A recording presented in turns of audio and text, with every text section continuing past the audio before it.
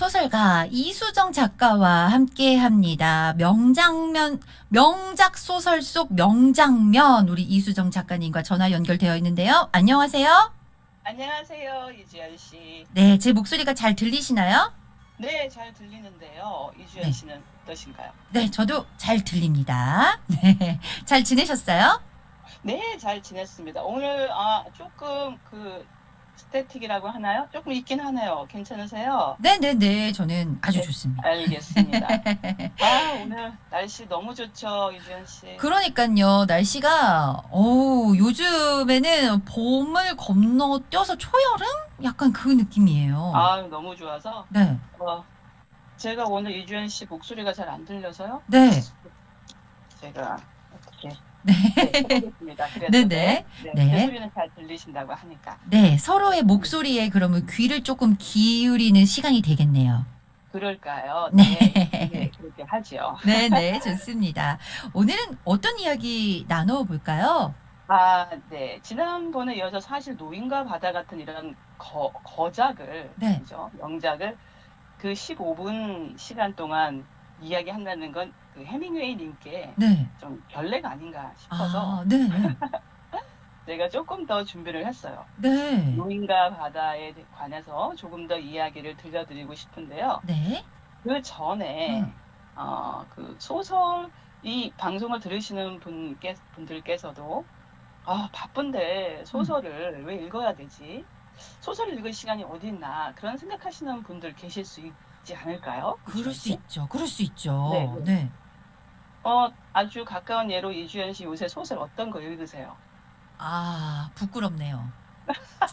아니, 부끄러우실 일은 아니죠. 소설을 읽지 않는다고 부끄러우실 일은 아닌데요.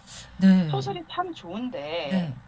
소설을 놓치고 있는 부분이 있어서 네. 제가 이제 도와드리러, 네. 제가 감히 도와드리러 음. 이제 이렇게 초대가 됐는데요. 네. 이주연 씨도 이제 바쁘시니까, 음. 여러 가지로 일도 그렇고, 가정일도 그렇고 바쁘시니까 소설 읽으실 그 시간을 일부러 내시 못하실 거예요. 근데 오늘, 네. 자, 제 이야기를 들으시면 혹시 집에 저기 박혀있던 소설책을 네. 꺼내실지도 모르겠습니다. 아. 네, 그 정도입니다. 아, 이 감추어져 있던 소설을 읽고 싶어지는 이 네, 본능을 오늘 네, 깨워주실 네, 네. 거군요. 네, 네. 제가 소설을 쓰고 또 소설을 좋아하는 사람으로서 네. 저도 얼마 전까지만 해도 몇 년 전까지만 해도 똑같은 생각이었거든요. 멀리 갈 네네. 것도 없습니다. 아. 그런데 제가 소설에 관해서 이걸 몰랐기 때문에 그랬던 것 같아서 제 경험담을 나눠드리고 싶기도 하고요. 네. 자, 오늘 이주연 씨와 재미있는 퀴즈도 같이 어. 하면서 이주연 씨는 땀이 좀 나시겠으나 야, 긴장되네요. 우리 청취자분들 재미있으시라고 네. 재미있는 방식으로 얘기를 좀 하고 싶어요. 네네. 우리가 소설을 읽어야 하는 이유를 알려면 음. 소설이 뭔지도 좀 알아야 될 것 같거든요. 그렇죠. 그렇죠? 네. 네, 네. 자, 소설이 허구이잖아요. 허구. 네. 허구의 이야기를 지어낸 거잖아요. 네. 자, 이게 가짜인데 그걸 읽어서 사는데 뭐 도움이 될까? 음. 그 소설은 할 일 없는 한가한 사람들이나 쓰고 또 읽는 게 아닐까? 음. 네, 이렇게 생각하실 수 있습니다. 전혀 잘못된 건 아니고요. 네. 다만 이 말씀을 드리고 싶습니다. 자, 퀴즈 나갑니다. 네.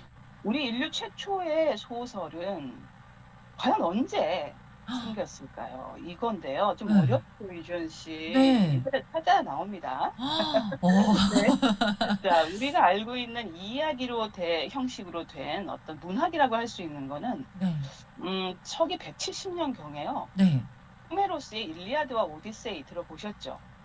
오디세이는 들어본 것 같은데요. 네네네. 네. 일리아드 오디세이 이것은 그 이야기를 담은 시예요. 소설은 네. 아니고 시입니다. 네. 그렇다면 그런데 최초로 이제 입으로 말로만 이야기를 하다가 음. 어떤 글로 적은 어떤 문학의 형식을 갖춘 이제 시가 네. 이야기를 담은 시가 시 형식으로 나온 거죠. 네, 그게 네. 예. 기원 후 네. 170년이요. 네. 그렇다면 최초의 장편 소설, 최초의 소설이라 할 수 있는 것은 네. 그로부터 100년쯤 뒤에 나옵니다. 어. 황금당나귀라는 재미있는 소설이 지금도 네. 서점에서 팔고 있습니다. 황금당나귀요. 네네. 네. 그 어떤 청년이 네. 그 호기심이 많아서 호기심을 갖고 있다가 그 잘못돼가지고 그만 이런. 당나귀로 변신해 버리는데요. 네. 인간으로 돌아오려면 장미꽃을 먹어야 되는 이런 재미있는 이야기예요. 오. 네. 네. 들어보셨나요? 네. 이렇게 재미있는 이야기가 무려 1800년 전에 장편 소설로 돼 있고 이게 원형이 그대로 남아 있다고 합니다. 로마 시대에 네. 써졌는데요. 네. 제가 이 얘기를 왜 하냐면요. 왜 역사까지 이렇게 이야기할까 하면은요. 네. 할 일 없는 한가한 사람들이나 읽고 쓰는 게 소설이라면 1800년 동안 그렇게 살아남았을까요? 이주연 씨. 네. 제 생각에는 무언가 다 있기 때문에 네. 이렇게 존속할 수 있는 게 아닌가 싶습니다. 네. 우리나라 한국 같은 경우는 1460년에 네. 김필습의 금오신화라는 한문 소설, 오. 그리고 6년 뒤에 그 유명한 홍길동전이 최초의 한글 소설이죠. 홍길동전이 최초의 한글 소설이군요. 한글 소설. 네. 네. 저자는 허균이라고 되어 있지만 좀 정확하지는 않다로 추정을 하고 있습니다. 네. 제가 역사 얘기 자꾸 드리는 이유는 그렇게 오래된 역사를 갖고 있는 문학이 이제 소설인데요. 네. 영국 사람들은요, 인도를 다 주어도 누구와 바꾸지 않겠다고 했죠. 이주연 씨 혹시 기억나시나요? 네. 인도를 다 주어도 이 사람과 바꾸지 않겠다고 한 그 사람은 바로 셰익스피어입니다. 네. 우리가 생각할 때 바로 할 일 없이 한가롭게 소설이나 짓고 앉아 있는 그런 사람인 것 같은데, 인도를 다 주어도 영국 사람들은 바꾸지 않는다 하는 게 셰익스피어예요. 네. 과연 그 얼마나 큰 파워를 갖고 있으니까 그럴까요? 이 이야기나 소설이라는 것이 말이죠. 네. 물론 셰익스피어는 소설가가 아니라 희곡 작가이긴 하지만요. 네.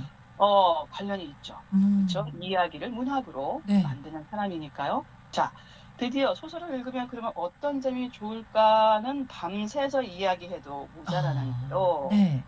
제가 이 두 가지 이야기를 꼭 드리고 싶어요. 네. 이주연 씨가 혹시 기억을 해주시겠습니까? 두 가지. 제가 하다가 잊어버릴 수도 있어서요. 네. 기억해 주세요. 네. 자, 첫 번째는요. 딱 두 가지만 말씀드릴게요. 한 100가지 정도 있는데 네. 그만 말씀드릴게요. 이주연 씨. 자, 첫 번째. 허구가 맞습니다. 소설은 허구예요. 네. 다큐멘터리도 아니고 허구죠. 그런데 가짜가 아닙니다. 가짜 아닙니다. 허구는 가짜 아닌가? 아닙니다. 허구는 소설은 허구지만 가짜가 아닙니다. 네. 그 말씀을 드릴게요. 지난번 오늘도 살펴볼 우리 노인과 바다. 네. 내용은 많이 들어서 하시고 제가 지난 시간에도 말씀을 드렸잖아요. 그렇죠. 네, 84일 동안 고기를 못 잡다가 고기를 잡았는데 그만 상어에게 다 뜯기고 뼈만 남아서 돌아오는 이야기입니다. 네. 네. 이 이야기는요, 진짜 모델이 있습니다. 네, 푸엔테스라는 쿠바의 뱃사람이고 네. 해밍웨이와 오랫동안 관계를 유지했던 그런 좋은 벗이었어요. 네네네. 이 사람이 53일 동안 고기를 못 잡다가 오랜만에 잡았는데 똑같이 상어를 만나 뼈만 남기고 돌아왔다고 하죠. 허구인데요. 이거 가짜입니까? 이주연 씨?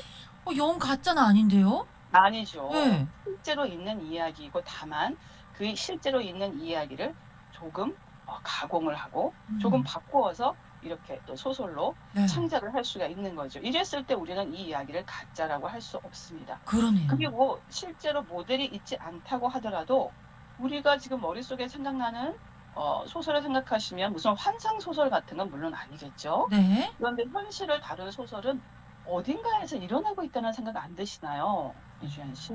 그렇죠? 네. 어딘가에서 충분히 일어날 수 있다고 생각합니다. 네네.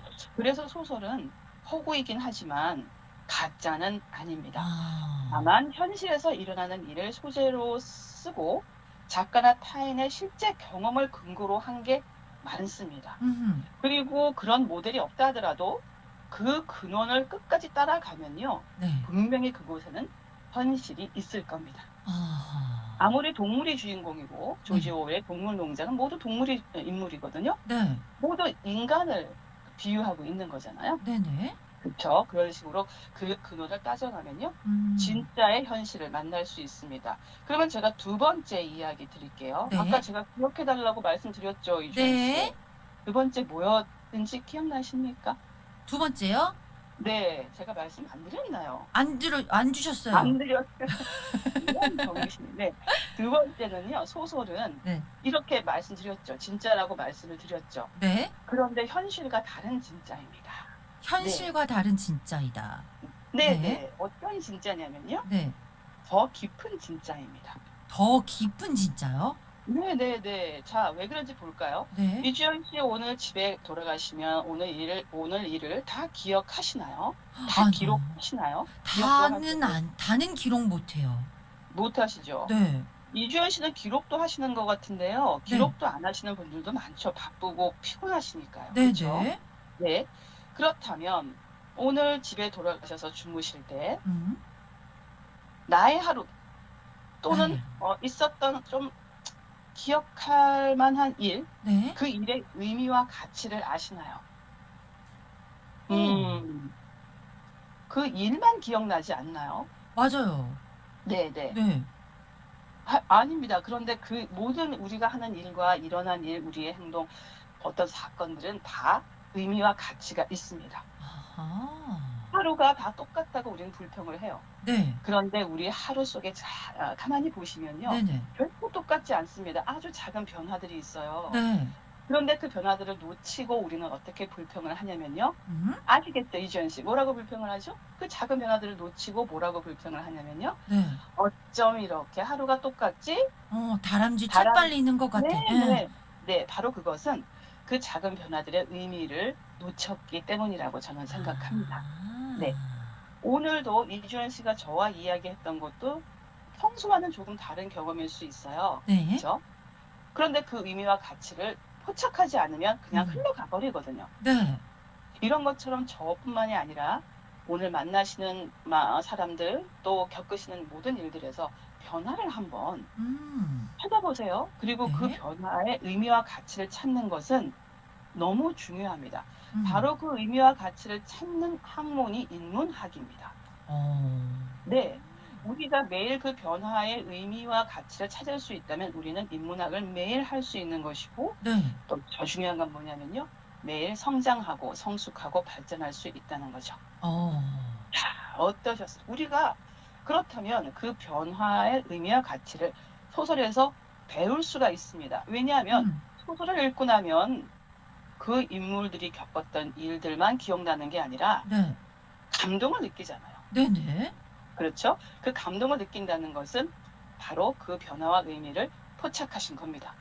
왜냐하면 소설의 작가들은 그 소설 속에 질서와 의미를 다 숨겨놓거든요. 네. 그렇기 때문에 소설을 읽으면 재미난 겁니다. 우리의 일상은 재미가 없고요. 네. 그런데 우리의 일상을 소설화하면 우리의 일상이 어떻게 될까요? 재밌어지겠죠?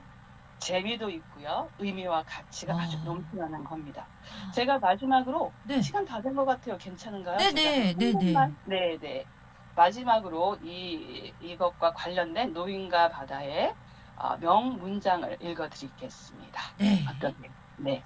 자, 그 읽기 전에 잠깐만, 기억나세요? 소설은 허구지만 가짜가 아닙니다. 네. 그리고 현실보다 더 진짜 같은 깊은 진짜를 여러분께 보여드립니다. 네. 이게 소설입니다.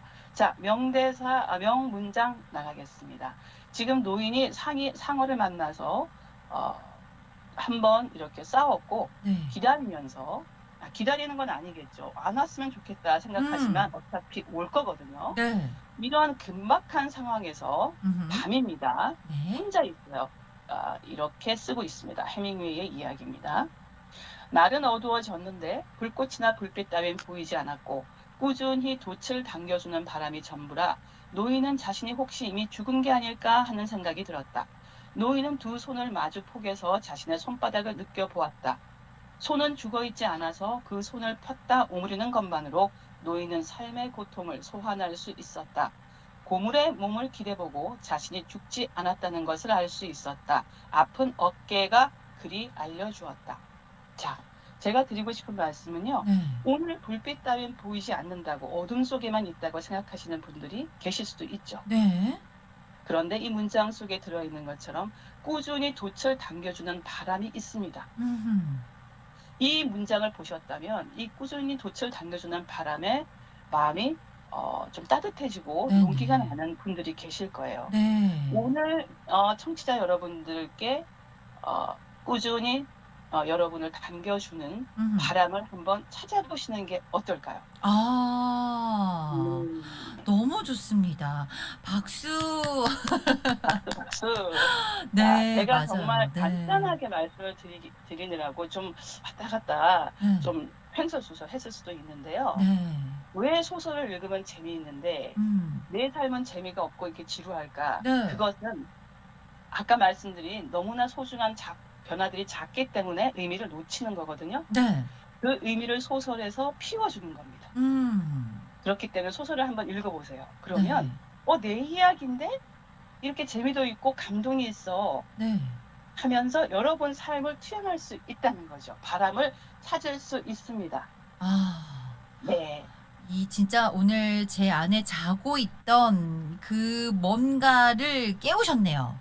아마 방송 소설에- 듣고 계신 분들도 마음속에 잠들어 있던 그 뭔가가 지금 깨어나셨을 거예요. 다들 이제 소설책을 찾아 오늘 밤 지금 꽃지에서 소설을 막 찾는 소리가 네. 되게 들리는 것 같은데 집집마다 저는 네. 너무나 기쁨이죠. 그렇게 네. 해주면 네. 추천을 드리고요. 네, 네. 다음에는 이렇게 감동과 의미를 챙길 수 있는 소설들을 또 기회가 있으면 소개해 드리겠습니다. 네. 야, 마음의 양식이라고 하는데 정말 마음의 한 켠이 꽉 찬 느낌이 듭니다. 마음이 꽉 찬 김에 또 우리 청취자분들이 선물까지 받을 수 있는 기회를 하나 드리려고 해요. 자, 지금 우리 이수정 작가님과 함께 방송을 쭉 잘 들으신 분들은 맞추시리라고 믿는데요. 아까 우리 이수정 작가님 그 최초의 장편 소설이 황금 당나귀라고 알려주셨죠. 여보세요? 네, 제가 소리가 네네네. 제가 인사를 먼저 드릴까요, 이주연 씨? 네, 아니요. 최초의 장편 소설이 황금 당나귀라고 이야기를 해주셨죠. 네, 네. 인류 최초의. 최초의. 네. 힘이 잘 들립니다. 네. 네. 자, 그렇다면 우리나라 최초의 한글 소설은 무엇일까요가 퀴즈입니다. 예, 퀴즈. 너무 어려워요. 퀴즈 정답 아시는 분 카톡 아이디 FM877로 보내주시면 네, 우리 청취자분들께 제가 네. 힌트 드려도 될까요? 네, 됩니다. 네. 동해 반짝, 서해 반짝. 아, 너무나 강력한 힌트인데요.